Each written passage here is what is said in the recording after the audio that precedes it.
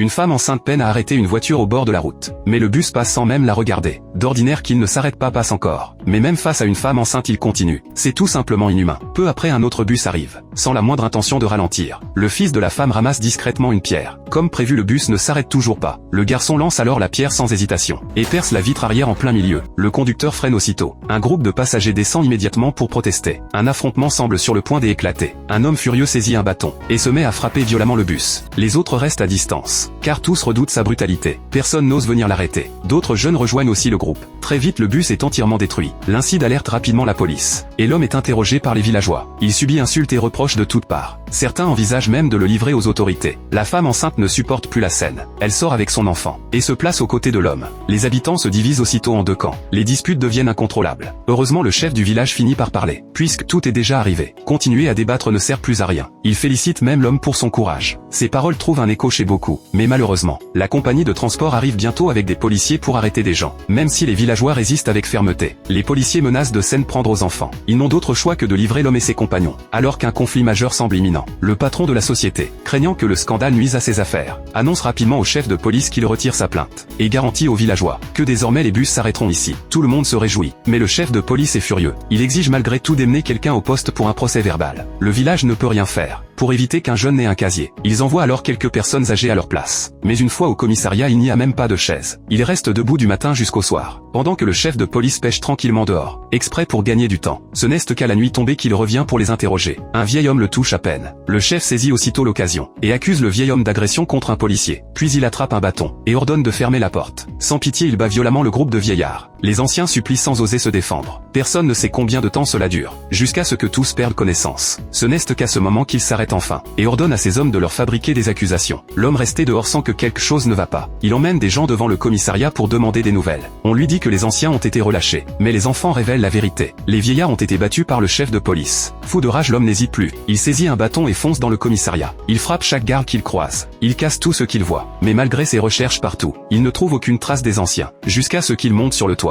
Et découvre que la police les a abandonnés là sous le soleil brûlant. Il les ramène en urgence au village sur son dos. Désormais ils ont affronté la police. Le village n'a plus d'autre choix que de leur tenir tête. Pourront-ils vaincre cette police corrompue et sans cœur?